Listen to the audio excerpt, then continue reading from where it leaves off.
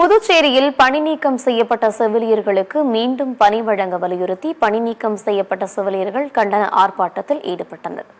புதுச்சேரியில் கொரோனா காலத்தில் சுகாதாரத்துறையில் 2020ஆம் ஆண்டு 260 செவிலியர்கள் கூடுதலாக பணி நியமனம் செய்யப்பட்டனர். கடந்த 3 ஆண்டுகளாக பணிபுரிந்து வந்த இவர்களை கடந்த 2023ஆம் ஆண்டு புதுச்சேரி அரசு பணி நீக்கம் செய்து உத்தரவிட்டது. கொரோனா காலத்தில் பணியமர்த்தப்பட்ட தங்களுக்கு மீண்டும் பணி வழங்க வலியுறுத்தி பல கட்ட போராட்டங்களையும் நடத்தி அரசுக்கு கோரிக்கை மனுவும் அளித்தனர். பணி நீக்கம் செய்யப்பட்ட செவிலியர்களுக்கு மீண்டும் பணி வழங்க சென்னை உயர்நீதிமன்றம் உத்தரவு பிறப்பித்தது. ஆனால் இந்த உத்தரவை இதுவரை புதுச்சேரி அரசு செயல்படுத்தவில்லை.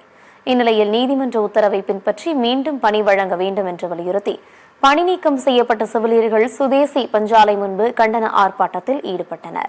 3 இயர்ஸா நாங்க கொரோனா செவிலியரா தான் ஒர்க் பண்ணிட்டு இருந்தோம். இப்போ வந்து வேலையே செய்யல அப்படின்னு சொன்னாங்க. இதே கவர்மெண்ட் தான் சார் இந்த அவார்டு எங்களுக்கு கொடுத்தது. இன்டர்நேஷனல் லெவல்ல நான் அவார்டு வாங்கியிருக்கேன். இது எல்லாருமே கோவிட் ஸ்டாஃபா சேர்ந்து தான் நாங்க வாங்கினது. ஒருத்தவங்களும் அவ்வளவு தூரம் கஷ்டப்பட்டதுனால தான் சார் இதை கொடுத்துருக்காங்க. இல்லைன்னா இது எப்படி சார் எங்களுக்கு கொடுத்துருக்க போறாங்க?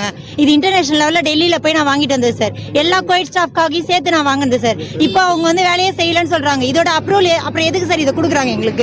நாங்க இப்படி வந்து ரோட்ல வந்து ஒரு நாளுக்குமே வாழ்வாதாரத்துக்கே கஷ்டப்பட்டு ரோட்ல வந்து உட்காந்துட்டு இருக்கோம். அதுக்கு கூட எதுவுமே பதில் சொல்ல மாட்டாங்க. கேட்டா நாங்க செய்யறோம் தான் சொல்றாங்களே தவிர இன்னை வரைக்கும் எங்களுக்கு பதிலே கிடையாது.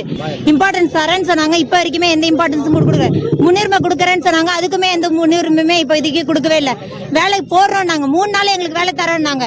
இன்னி வரைக்கும் 6 மாசம் ஆகுது. இன்னி வரைக்கும் நாங்க வேலை இல்லாம உட்காந்துட்டு இருக்கோம். தமிழ்நாடு கவர்மெண்ட்ல இருக்கிறவங்களும் அதே கொரோனா டியூட்டில இருந்தவங்க அவங்களும் இதை பேஸ் பண்ணி ஒரு ஆர்டர் வாங்கினாங்க.